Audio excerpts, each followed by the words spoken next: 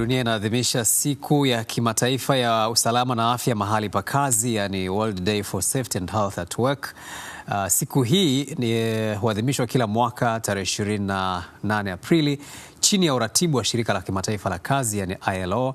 Lengo lake likiwa ni kuhamasisha umuhimu wa usalama na afya mahali pa kazi. Kauli mbiu ya mwaka huu, tuhakikishe afya ya kisaikolojia katika mazingira ya kazi.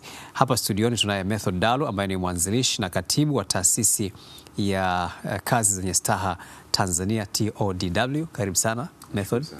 Lakini vile vile tunaye Jackson Manyama ambaye ni mwanzilishi na mtendaji mkuu wa taasisi hii, yani taasisi ya kazi zenye staha Tanzania, TODW. Karibuni sana. Asante sana. Karibuni sana. Ukiangalia jinsi walivyokula suti zao, unajua kabisa kwamba hawa wanafanya kazi zenye staha. Lakini mimi nataka tuanzie hapo. Ndio. Ni zipi hizo kazi za staha? Zenye staha. Jackson, tuanze na mtendaji mkuu. Asante, ni swali zuri. Tukisema kazi zenye staha ni kazi ambazo zina mjumuiko wa vitu vingi sana. Kwa hiyo kuna viwango ambavyo huwa tunavipima na kuviangalia. Hivyo vikiwepo kwenye kazi unayoifanya, hiyo tutasema ni kazi yenye staha. Kiwango cha kwanza tunasema kazi yenye staha, sharti la kwanza iwe inakupatia kipato toshelevu. Kazi unayoifanya iwe inakupatia kipato toshelevu. Kipato toshelevu kwa maana uweze kujikimu kimaisha kutokana na shughuli ambayo unaifanya. Sifa ya pili, kazi hiyo unayoifanya iwe na kutengenezea wewe ulinzi. Na huu ulinzi sio tu kwa mimi ninayefanya kazi. Ulinzi huu utaenda hata kwa wategemezi wangu. Kama nina familia, na mke, nina mtoto. Na hapo ndipo tunapokuja kuzungumzia mifuko ya hifadhi ya jamii. Lakini kazi zenye staha lazima iwe inazingatia haki za msingi kwenye maeneo yetu ya kazi, zile fundamental right. Masaa ya kazi yaweje, mazingira kiujumla natakiwa yaweje. Kazi yenye staha lazima pia iwe inazingatia ukuaji wa mtu mmoja mmoja kutokana na kazi ambayo unaifanya. Kwa kama kazi unayoifanya haikupi nafasi ya kukua, hiyo itakuwa ni changamoto. Kama inakupa nafasi ya kukua, kujiendeleza kitaaluma, kujiendeleza kiujuzi, hiyo itakuwa ni kazi yenye staha. Na ndio maana shirika la kazi duniani limetoa vitu vikuu 4 ambavyo tutaviangalia. Haki kwenye maeneo yetu ya kazi, ulinzi, kuanzia ulinzi wa ajira, ulinzi kwenye mifuko yetu ya hifadhi ya jamii. Tunaangalia pia haki ya sisi kujumuika. Na hapo ndio tunaiunganisha na hii kauli ya mwaka huu, saikolojia. Uhuru wa sisi kujumuika. Tunajumuika tukiwa kwenye maeneo yetu ya kazi. Kwa haya yote sasa yanatengeneza hizi ambazo tunaziita ni kazi zenye staha. Lakini hapo kwenye kipato wanasema mshahara huwa hautoshi kaka. Wamesema kipato lazima kiwe kinatosheleza. Na ndio maana tunasema kipato toshelevu. Kwa hiyo inawezekana hii kauli ya kusema kipato hakitoshelezi ni tungo tata, kwa sababu wengi wanahusanisha na mahitaji mengine ambayo kimsingi yanaweza yasiwe ya msingi vile vile. Kwa hiyo ni sisi kujiweka katika mazingira ya kwamba tujue mahitaji yetu ni yapi ambayo ni ya msingi, na vipato vyetu tunavyovipata kwenye kazi hii zinatusaidia kweli kutimiza yale ambayo tunatakiwa tuyatekeleze. Kwa tusichanganye mambo mengine, naweza nikasema anasa za kiulimwengu na maisha ya kawaida. Kwa kazi zenye staha hazipo pale kutekeleza anasa za kiulimwengu, ikuwezeshe kuishi kama binadamu. Ukiacha anasa, sema jipongeza, yani angalau kazi kuwekea mazingira hata ya kujipongeza baada ya kupata mshahara, ili uwe vizuri kisaikolojia. Ili uwe vizuri kisaikolojia. Ni muhimu. Ndio maana tunasema kipato toshelevu. Sasa matumizi ya kipato kile kwa vyovyote vile yatatofautiana baina ya mtu na mtu. Kabisa. Method, hizi sifa za kazi zenye staha ambazo Jackson ametuambia hapa, zinatoa mwongozo gani kwenye usalama na afya kwa yule mwajiriwa katika eneo lake la kazi? Nashukuru kwa swali zuri. Kama ambavyo ameelezea, kuna sifa nyingi ambazo zinaweza zikatufanya tugundue kwamba hii ni kazi yenye staha. na katika kitu ambacho amezungumzia tunasema usalama, security, na sisi ndo hapo ambapo tunajikita kwenye afya na usalama mahala pa kazi, ili tuthibitishe kwamba hii ni kazi yenye staha, maana yake ni kazi ambayo inalinda afya, inalinda usalama wa mfanyakazi. Kwa hiyo ni jukumu sasa la jamii, na ndio maana tuko hapa kuelezea kwamba ishu ya afya na usalama ni muhimu kwa wafanyakazi wote, kwa sababu mtaji wa kwanza wa kila mwanadamu ni afya. Kwa hiyo ili kazi ya staha lazima pia ihusishe masuala ya afya na usalama mahala pa kazi. Na taasisi yenu inafanya nini sasa kuhakikisha kwamba watu wanakuwa na kazi ambazo zina staha na ambazo zinahusisha usalama na afya mahali pa kazi? Nashukuru. Taasisi yetu ina majukumu mengi sana. Kama taasisi ambayo si ya kiserikali na imefanyia usajili, lakini jukumu kubwa ambalo tunalifanya kikamilifu ni kuhakikisha kwamba tunatoa elimu kwa jamii ifahamu. Kwa sababu tuna sheria, tuna miongozo, tuna kanuni na taratibu ambazo zinasimamia masuala ya kazi. Hasa sisi tunatimiza wajibu wa kuelimisha kupitia nafasi mbalimbali au majukwaa mbalimbali. Mfano vyombo vya habari kama leo tuko hapa kwenye semina, midahalo. Huko ndiko ambako tunakutana na wafanyakazi na kuelimisha, hasa zaidi wafanyakazi ambao wanatoka kwenye taasisi binafsi, kwa sababu huko ndo kuna wahanga wengi ukilinganisha na taasisi za umma. Kwa jukumu letu kubwa sisi kama taasisi isiyo ya kiserikali ni kutoa elimu kwa umma, jamii ya wafanyakazi waweze kufahamu haki pamoja na wajibu wao. Huu usalama na afya mahali pa kazi unabaki kwa mwajiri tu? Ni ipi nafasi ya mwajiriwa na yeye kushiriki kwa namna moja au nyingine kuhakikisha naye anafanya kazi katika eneo ambalo lipo salama? Katika hili pande zote mbili zina majukumu ya kuhakikisha yanatekelezeka. Mfano, mwajiri jukumu lake kubwa ni kutengeneza mazingira wezeshi. Mfanyakazi sasa jukumu lake kubwa ni kuhakikisha anaviishi vile viwango. Mwajiri akisha mtengenezea mazingira wezeshi, mfano tunazungumzia swala la kutoa kinga hizi, tunasema PPE. Ni jukumu la mwajiri kutoa, ila pia ni jukumu la mfanyakazi kuhakikisha anazitumia. Ni jukumu la mwajiri kutoa elimu, kutengeneza mazingira ya mimi kufahamu. Ni jukumu sasa la mfanyakazi kuhakikisha naishi kwenye kila ambacho nimeelimishwa. Kwa hiyo pande zote mbili zina majukumu ya pamoja.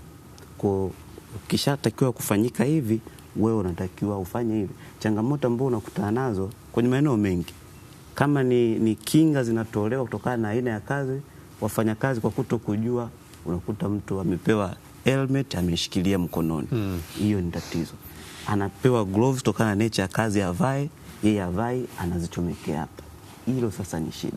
Kwa hivi viwango, kazi kubwa ambayo mfanyakazi anatakiwa kufanya ni kuyaishi yale mazingira kwa mujibu ya viwango ambavyo vinatakiwa kufanyika. Yaani hapo ulivyotaja hiyo helmet ushika mkononi, natamani utusaidie ku identify ama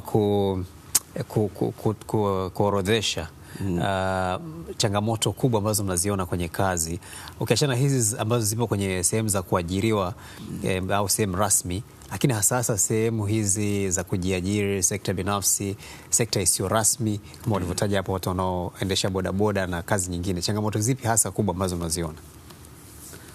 Sasa kwenye changamoto za kiafya na usalama, mara nyingi zitatofautiana kulingana na shughuli ambazo zitakuwa zinafanyika na mhusika, na kila athari ina namna ya kujikinga nazo. Kwa changamoto kubwa ambayo ipo kwenye maeneo mengi, hasa kwenye watu ambao wamejiajiri, ni kutokuwa na uelewa unaostahili. Hiyo ndio changamoto kubwa. Kutokuwa na uelewa ndio inapelekea kile ambacho nimezungumza. Vile vifaa kinga mtu anapewa havitumii. Mwingine hafahamu kabisa ni nini ambacho anatakiwa kufanya. Sasa ulitamani ningeorozesha mfano kama hiyo vifaa kinga. Sasa inakuwa ni ngumu kuorozesha vifaa kinga kwa sababu tuna maeneo mengi ya kazi kwenye nje. Yaani ukizungumzia mama ntilie, mfano eneo la kazi na shughuli anazozifanya zinatuelekeza azingatie vitu fulani. Mfano kule tunatarajia kuona atakuwa anachangamana na maji kwa asilimia kubwa. Kuna vifaa kinga mahususi ambavyo vinaweza vikamzuia asipate madhara ambayo yanaweza kutokana na maji, mfano fungus na vitu vingine. Tunazungumzia bodaboda, maafisa usafirishaji. Sasa hivi tunaona vifaa kinga vyao vipo, mara nyingi wavae kofia ngumu ili kujilinda, wavae viatu vya kiusalama wanapokuwa wanaendesha. Kwa hiyo cha kwanza wafahamu kwamba wanatakiwa wawe na hivyo vifaa na waishi. Kwa unakuta mwingine ni mkulima, kwa kuna vifaa kinga vipo kwa mujibu wa shughuli ambazo tunakuwa tunazifanya. Vipi upatikanaji lakini wa hivyo vifaa, supply yake, kwa sababu sio wote wanapata? Upatikanaji upo. Changamoto ni kwamba sasa, kama ulivyosema, sio wote wanapata. Kuto kupata sasa ndio inategemea na kipato cha mtu na uwezo wa mtu kuweza kununua na kumudu gharama ya hivyo vitu. Ndio maana changamoto hii kubwa utaikuta kwa watu ambao wamejiajiri. Kwa ambao wameajiriwa, huwa tunasisitizia sana taasisi, mwajiri habebe lile jukumu, na hata sheria na miongozo iliyopo imempa jukumu mwajiri, kwa sababu tuna imani yeye atakuwa na uwezo wa kuweza kumudu gharama za vile. Ila kama mimi nimejiajiri, tenga bajeti kama ambavyo unaweza kutenga bajeti ya kununua vitu vingine, tenga bajeti ya kununua vifaa kinga, kwa sababu afya ndio msingi. Yaani kama afya yangu ikizorota, hiyo kazi haiwezi kufanyika. Utaifanyaje? Mpaka siku hii inaadhimishwa April 28 ya kila mwaka, kuna changamoto zipo katika maeneo ya kazi. Kama hivi ambavyo mmegusia baadhi ya hizo changamoto. Ni ipi sasa nafasi ya mwajiriwa kuweza kuripoti matukio ama kuziripoti hizo changamoto ambazo anaweza akawa anazipitia katika eneo lake la kazi, lakini akiwa huru pia? Method. Okay, nashukuru kwa swali zuri, na watu wengi wamekuwa pia wanauliza kwa sababu kwanza tuna mamlaka au tuna taasisi ambayo ina jukumu la kuhakikisha afya na usalama mahala pa kazi. Na kwa Tanzania tunayo OSHA, wakala wa afya na usalama mahala pa kazi, ambapo sharti namba 1 ambalo sheria yetu inaeleza ni kwamba taasisi yoyote au kampuni yoyote kabla ya kuanza huduma lazima iwe imesajiliwa na wakala wa afya na usalama mahala pa kazi, nazungumzia OSHA. Sasa hii itatoa nafasi nzuri ile kampuni husika kupata kufanyiwa ukaguzi wa mara kwa mara, lakini pia wafanyakazi wake kupimwa afya. Kwa hii pia inatoa room, kwa sababu ukisoma vizuri sheria yetu inasema kwenye maeneo yetu ya kazi ambayo tunafanyia majukumu yetu lazima tuwe tuna wakilishi wa afya na usalama mahala pa kazi. Ni takwa la kisheria. Sasa yule mwakilishi wa afya na usalama anachukua jukumu kubwa la kuripoti changamoto ambazo zinatokea, vihatarishi ambavyo anavibaini, kuripoti kwa mamlaka ambayo ni OSHA, lakini pia kuripoti kwa kampuni ambayo anaifanyia kazi au taasisi. Kwa hilo ndio jukumu ambalo wafanyakazi lazima wafahamu, wanawajibu wa kuripoti kupitia wawakilishi wao, lakini pia wanaruhusiwa, kwa sababu taasisi hizi zinatoa huduma kwa jamii. Taasisi zinafikika, wanaruhusiwa kwenda kuripoti changamoto, na changamoto hizo zikafanyiwa kazi na mamlaka husika. Sasa kuna baadhi ya maeneo ya kazi na hao maafisa wa afya na usalama mahala pa kazi hawapo. Mara kadhaa huwa hata sisi tunakuwa na ripoti, unaona wafanyakazi wa eneo fulani, kampuni fulani wanaandamana na kugomea kazi na vitu kama hivi. Ni upi usahihi sasa mpaka taarifa zinatoka nje kwa kiwango kikubwa, au kuna mifumo ya ndani tu ambayo wanaweza wakaifanya na haki zao zikapatikana? Katika hili tunakiri changamoto zipo katika taasisi zote, lakini changamoto kubwa ambayo inasababisha haya mambo mpaka yanatokea ni jamii kutoa kipaumbele. Kwa hiyo inawezekana pia kwenye taasisi zetu nyingi swala la afya na usalama kwenye maeneo yetu ya kazi ni kama halikuwa limepewa kipaumbele. Utakuta kampuni inakuwa busy na kufanya shughuli nyingine, ili swala wanaliweka pembeni. Sasa mwisho wa siku ndio inapelekea hiyo watu wanaanza kupata madhara sasa ya moja kwa moja, watu wanaumia, wanapata ajali, wengine mpaka inapelekea kupoteza maisha. Sasa pressure inaanza kuwa kubwa, watu wanaamua sasa kwanza kutoka nje, na ndio maana kwa kulitambua hilo hata shirika la kazi mwaka 2022 limeamua sasa masuala ya afya na usalama zijumuishwe kwenye haki za msingi. Kumbuka awali shirika la afya duniani lilikuwa limetangaza haki kuu 4. Sasa hivi kuanzia mwaka 22 tumeongeza swala la afya na usalama, kwa tunayo misingi mikuu 5. Kuanzia pale na sheria zetu nyingi sasa zinaanza kulibeba hili swala katika ukubwa wake, na ndio maana hata haya maadhimisho ambayo yanafanyika mara kwa mara ni kuendelea kuwasisitizia watu wafahamu, tusisubiri mpaka mambo yawe makubwa kama hivyo makampuni watu wanaanza kuandamana, na maandamano haya yanatupa ishara ya kwamba kuna vitu haviko sawa. Sasa hii watu wanatakiwa waelewe na wafahamu. Kuna athari kubwa za watu kuandamana, kuna athari kubwa kusubiri watu wapate athari kubwa zaidi, madhara mpaka wapate ajali, waumie, wafe, ni kubwa zaidi kuliko kama tungechukua hatua stahiki za kutengeneza ulinzi kabla. Na ndio maana kwenye afya na usalama kuna vitu viwili. Cha kwanza tujikite kwenye kuzuia athari zisitokee. Tukishindwa kuzuia, then tunakuja kwenye kutibu athari zikishatokea. Sasa mara nyingi tunasisitizia tujikite kwanza kwenye hatua ya kwanza ya kuzuia. Na ndio maana hata hivi vifaa kinga ambavyo vinasisitiziwa kutolewa ni katika kwanza kuzuia. Ila tukishindwa hapo sasa ndio tunakuja kwenye hatua ya pili. Lakini niwaambie kwamba gharama ya kutibu madhara ni kubwa kuliko gharama ambayo tungetumia katika kuzuia madhara yale yasitukute. Kuna raha kuamka ukiwa unajua unaenda sehemu ambayo ni salama kabisa. Sasa tuzungumze changamoto ambazo ni za sasa contemporary, kwenye kipindi ama kwenye kizazi cha kidijiti, kwenye digital era. Kuna changamoto nyingine za kiusalama mahala pa kazi ambazo huwezi ukaziona physically. Yani ukiangalia tu physically huwezi ukaona kwa haraka, lakini usipoweka mekanizmu mzuri utajikuta watu wanapata changamoto za kiafya taratibu. Kwa mfano, katika ofisi nyingi tunatumia kompyuta. Sahihi. Vitu tunavyokalia ni viti vya namna gani?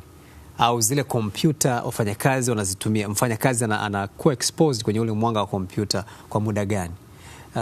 Hapa tulipokaa kwenye kochi hapo, kwa mfano ulivyokaa, ina support kiasi gani comfortability yako na afya ya spinal cord na vitu kama hivyo.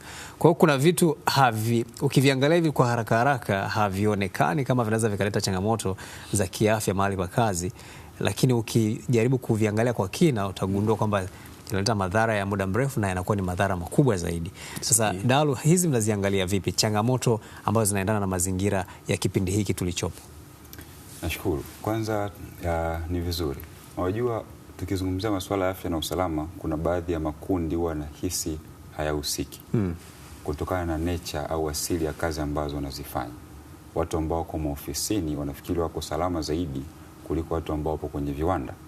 Kwa hiyo nini ambacho tunawakumbusha ni kwamba kila kazi unayoifanya na kila kifaa ambacho unakitumia kina hatari. Kwa hiyo hata watu ambao sasa hivi tuashumu sasa wewe ni mtangazaji au mtu mwingine yuko ofisini kama HR, kiti ambacho amekikalia kinaweza kumpelekea matatizo ya kiigonomia. Ndio maana nilisema Tanzania tuna mamlaka ambayo iko responsible, ina jukumu la kuhakikisha kwamba wanapita kwenye maeneo yetu ya kazi, taasisi ambazo zinaonekana kuwa rasmi zaidi kuliko nyingine na zile ambazo sio rasmi, tukimaanisha kwamba viwanda, site, mashambani na kila maeneo. Wanapita kwa kuhakikisha kwamba kila kifaa ambacho unakitumia, kwa mfano umezungumzia kompyuta ambayo unaitumia ofisini, tunapima kiwango cha mwanga. Kwa nini tunapima? Kwa sababu kiwango cha mwanga kikiwa kikubwa zaidi au kikiwa kidogo zaidi kinapelekea madhara kwenye macho yako. Madhara ambayo yanaweza kuwa ni ya moja kwa moja au yasiyo moja kwa moja. Viti ambavyo unavitumia kukaa, wanavipima kuhakikisha kwamba hichi kiti kinakusapoti uti wa mgongo pamoja na mifupa yako. Kwa hiyo hakuna mtu yote ambaye yuko salama kutokana na kazi ambazo tunazifanya. Kwa hiyo jukumu kubwa linalofanyika ni kupita kwenye maeneo yetu ya kazi, kupima kila kifaa ambacho tunakitumia na kupima hatari yake na namna gani tunaweza tukakabiliana nayo hiyo hatari. Hiyo inaweza ikawa ni namna moja ya kuadhimisha siku hii ya usalama na afya mahali pa kazi. Hakika kama tulivyosema awali, changamoto kubwa tulionao sasa hivi ni watu kutokuwa na uelewa unaostahili. Kwa maadhimisho haya pamoja na mambo mengine yanayofanyika, tunataka watu wafahamu, kwa sababu kitaalamu zaidi kama alivyoelezea mwenzangu hapa, kitaalamu zaidi tunasema kila mtu yupo kwenye hatari. Kila mtu yupo kwenye hatari, haijalishi uko wapi. Sasa hiyo elimu ndio watu wanatakiwa wafahamu. Ukishajua upo kwenye hatari, sasa muunganiko wa wewe na kifaa unachokitumia kuzalisha, pale ndo unaanza kuona madhara sasa ya moja kwa moja. Kwa kwenye maadhimisho haya, elimu ni ya msingi na tunaendelea kusisitizia swala la elimu. Na ndio maana hapa alizungumzia swala la changamoto mpya. Na kweli sasa hivi tuna changamoto mpya ya matatizo ya afya ya akili, saikolojia. Ukiangalia awali kwenye masuala ya afya na usalama, tulikuwa tunajikita zaidi kwenye vitu ambavyo ni physical, tunaviona kama vita, vitu vingine. Akili zetu sasa hivi zinaathirika.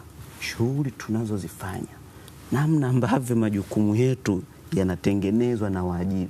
Yaani kuna mtu kazi inampa stress, majukumu anayofanya yanampa stress, mazingira tu ya kazi yanampa stress. Na ndio maana takwimu zilikuwa zinatuonyesha watu wengi sana wanakufa kwa pressure kile inapofika Jumatatu. Sababu siku za mapumziko anakuwa ishapita dunia. Siku za mapumziko anakuwa ametulia kabisa. Ikifika Jumatatu asubuhi anaanza kuwaza ile kazi yake sehemu. Yaani inamchanganya kabisa. Kwa unajikuta anapata wasiwasi, pressure. Kwa tunasisitizia ili kuepukana na haya mambo, namna ambavyo tunatengeneza majukumu kwa wafanyakazi wetu. Tutengeneza katika namna ambayo itanipa mimi na utofauti, isinitengenezee fatigue, uchovu, yani nisiwe nafanya kazi kama adhabu. Hiyo kuna watu anafanya kazi huo na enjoy kufanya kazi. Fanya kazi ukiwa unafurahia. Lakini tumezungumza vitu vingi hakika. Ni kwa namna gani ushirikiano baina ya wafanyakazi, lakini pia ushirikiano baina ya viongozi na wafanyakazi wao ama walio chini yao, na jambo hilo na lenyewe linaongeza vipi usalama pia na afya nzuri ya mahusiano. Umezungumzia changamoto ya afya ya akili. Ni kwa namna gani hali hiyo inaweza ikamuongezea mtu hamu na hamasa ya kwenda kazini? Method, ukiangalia ripoti ambayo imetolewa sasa hivi na Shirika la Kazi Duniani inashauri, unajua kwenye taasisi zetu ambazo tunafanyia kazi kuna watu wanaitwa HR, maafisa rasilimali watu. Na mara nyingi maafisa rasilimali watu wamekuwa badala ya kuleta suluhu kwenye matatizo ya afya na usalama, hasa masuala ya kisaikolojia, wengi wao wamekuwa wanaongeza matatizo kwenye namna ambavyo wanawatreat wafanyakazi, kwenye namna ambavyo wanatoa huduma au kujibu zile hoja za wafanyakazi. Kwa hiyo nini kifanyike? Tunasema hata ripoti imeshauri kwamba kwa kuna ushirikiano kati ya wadau wote watatu. Tunazungumzia serikali, tunazungumzia waajiri, tunazungumzia na wafanyakazi. Hata kwenye maeneo yetu ya kazi ambapo tunafanya kazi, kwa kuna zile vikao vya mara kwa mara. Ndio maana nilisema tuna wale wawakilishi wa afya na usalama mahala pa kazi ambao tunashauriwa tu tunafanya vikao vya mara kwa mara, vikao vinavyohusisha pia management. Kwa hilo linaweza likachagiza kwa kiasi fulani. Bana, sisi tuwashukuru sana na tuwatakie heri. Sasa kwa ufupi tu CEO, nataka tujue ni namna gani sasa kwenye taasisi, sehemu za kazi, watu waliojiajiri, walioajiriwa wanaweza kuadhimisha siku hii? Katika kuadhimisha siku hii tunasisitizia sana ingetumika katika maeneo yote ya kazi, wakatenga hata kwa nusu saa kupeana taarifa na vitu vya msingi kuzingatia kutokana na aina ya kazi. ni katika mwendelezo wa kile ambacho nimekisema cha kutoa elimu. Kwa bila kujali upo kwenye taasisi gani, kwa maadhimisho haya yaambatane na programu maalum za watu kutoa elimu, aidha kwa wao wenyewe ndani au kwa kuwaalika wadau, na sisi mara zote tumekuwa tukifanya hivyo. Ndiyo. Kwa kuwafuata moja kwa moja watu na kuandaa programu maalum. Kwa hata sisi kuwepo hapa leo ni katika namna sasa kuhakikisha tunawafikia watu wengi zaidi kuliko kumfuata mmoja. Na kwa suti hizi ni sehemu ya maadhimisho. Hakika. Tunawashukuru sana. Tuhakikishe afya ya kisaikolojia katika mazingira ya kazi ndicho ambacho anakifanya Goodluck. Pamoja na kuzungumza yote, umehakikisha kuwa tunatabasamu. Hiyo ni kauli mbiu ya siku ya kimataifa ya usalama na afya mahali pa kazi, ambapo tumezungumza mengi. Wewe kama mwajiri una nafasi kubwa ya kuhakikisha wale watendaji katika taasisi yako basi wanafanya kazi wakiwa salama na mazingira yanakuwa mazuri. Tumezungumza hapa na mwanzilishi akiwa pia ndio mtendaji mkuu wa taasisi ya kazi zenye Star Tanzania TODW, Jackson Manyama, karibu tena. Lakini pia tumezungumza na mwanzilishi akiwa pia ni katibu taasisi ya kazi zenye Star Tanzania, Method Dalu. Karibu sana.